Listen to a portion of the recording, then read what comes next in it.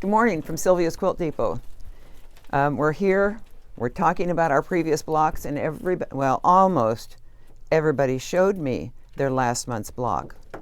Some people said that they were out in the car, so I'm going to have to trust them on that one. It is. I can show it.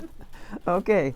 All right. So we're ready to start block 4, and you can see I've got them lined up here, and I think that in the end, all of these blues and blacks and whites are going to blend together.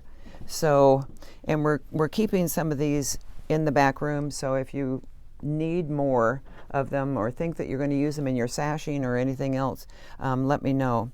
Okay, today's block 4, we used the black, the white, and the gray from month 2.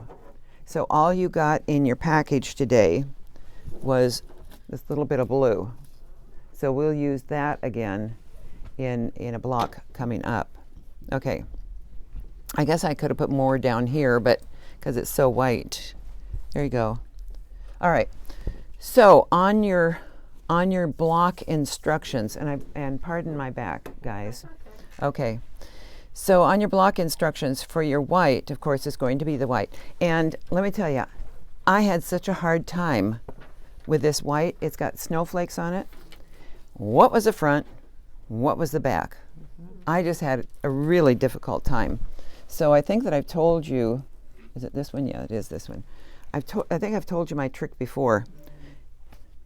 If you put it on, I put it on my leg because of the shadows in my room. But when I put it on my leg, you can see the difference on, something dark.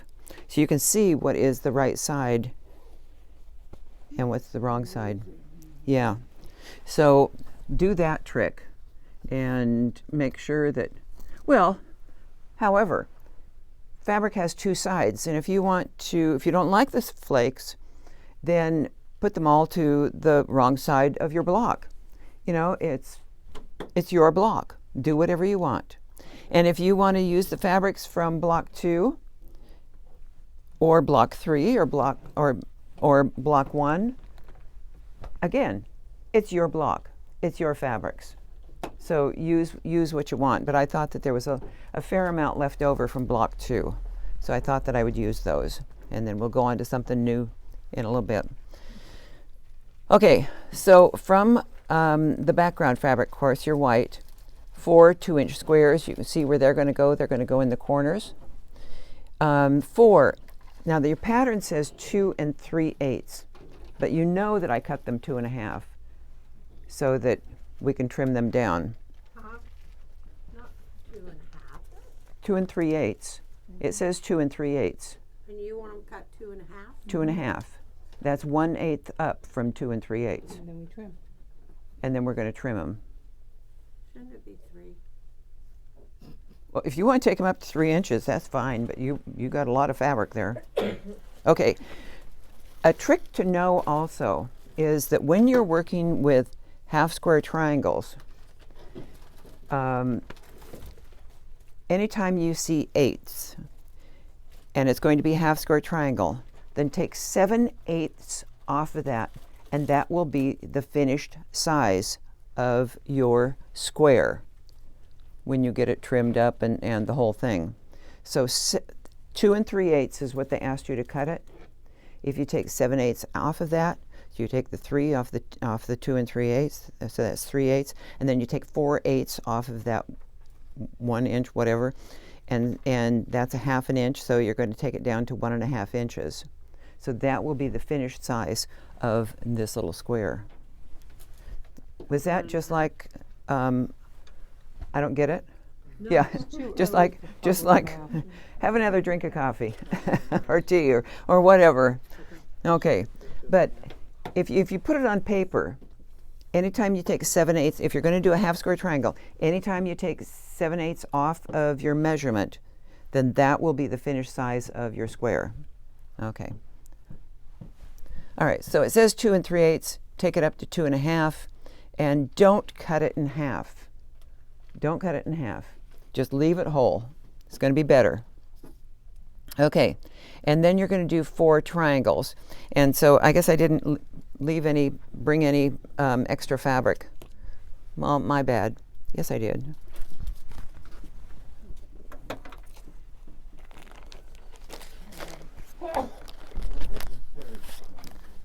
Okay, so we're going to pretend that this is our background. It's going to be easy to see. All right, so this is my cut edge. And what you're going to do on these, of course, is you're going to cut it. It says that you want a 3-inch finished square, or a 3-inch finished, or from a 3-inch finished square, whatever. But on your Tri-Rex ruler, it will say 3 inches here, but it says that the strip should be cut 3.5. So that's what you want, is the 3.5-inch square right there, or strip. And that's what this one is pretty close. I would trim it to 3.5. So you're going to cut it there and cut it there. And it can be doubled on this particular portion, because when you take that triangle and flip it around, it's going to be the same on both sides. So that's how you cut your white ones. And you might want to put a little note down below there to cut it at 3.5. Cut that little piece at 3.5, okay? Not 3. Okay, from the accent, pretty darn easy. 1 square at 3.5. Pretty darn easy. All right, then we go up to the darkest, and that would be your black fabric, okay? So 4 squares at 2, you can see where they go. They go in these corners. And then you're going to have 4 squares. Instead of 2 3/8, make them 2.5. Okay, so change that 2 3/8 to 2.5. That way you have something to trim off and square up that little block. Okay. And don't cut them in half. And don't cut them in half. Yes, do not cut them in half. And then from your lighter fabric, and that's your gray, although it's not light, but lighter fabric, you're going to cut 8 star points from a 3-inch finished square. You don't want 3-inch strip though. You want 3.5. So again, make it 3.5. So it's going to go here.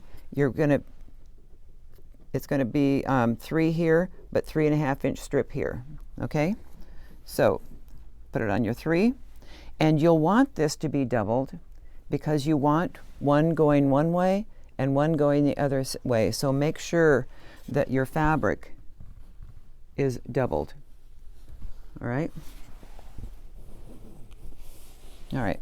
So one going that way, one going that way, and you will want 4 cuts because that will make the 8 points. Okay. So with your half square triangles, there you go. Okay, I've made a mark down the middle. You probably can't see that because it's very light blue. And I've stitched half of it so that when I open it up, it's going to be like that. And so that half, I've always stitched a little closer to that blue line than out here, so that it makes this a little bit larger. Okay? And then you're going to cut it in half, and that will give you your half square triangles. Right like that. Okay, so this guy is not trimmed down. He still has his little wings on him and the whole thing. So, and I don't have, at my house, I don't have a 1.5-inch finished block lock. I hardly ever use 1.5-inch finished, but I can use my 2.5-inch to line that up. And remember that this ridge, so whichever way that seam allowance is, you've got that ridge, and that line that goes from point to point is what you're going to butt up against there. And then I just make sure that I'm within that 1.5-inch line, and then flip this around so I can get the other side and do the same thing over there. So that's going to be how I trim that guy up. And let me tell you, I was finishing up this block last night, and I didn't have my larger block lock to square this up. But you can do that. I wish I had brought my 6-inch ruler, because you've got a diagonal on your smaller rulers, and use that diagonal to go here to trim it up to whatever size you need. You don't need the block locks, but they just help. Okay. All right. All right. Then pretty easy from there, because you've done this technique before on block 2. So you're just following the same technique as block 2 in doing these points. And then those are just your half square triangles, 2 squares, sew them together, finish them up. Watch out where you're pressing your seams. And then, you know, if you can, let's see, where's one that's open? I don't have one. Okay. You know, where you do the trick on the back to open them up. So there it is. Next month's block. Okay. Sewing those triangles are a little fun, I have to tell you. These Yeah. little wings. Yes. I had quite the fit over there on block 2, but I had fun. Did you figure it out? I finished them, yes, all in one day, and it was quite fun to unstitch, sew, unstitch, so, even though I didn't listen to my Miss Bonnie. But now you know how to do them, right? Deal. See, that's the trick. You know, is learning how to do all of this stuff. And then when you see the technique again, you're not going to be afraid of it. So that's great. Okay, so, man, do we have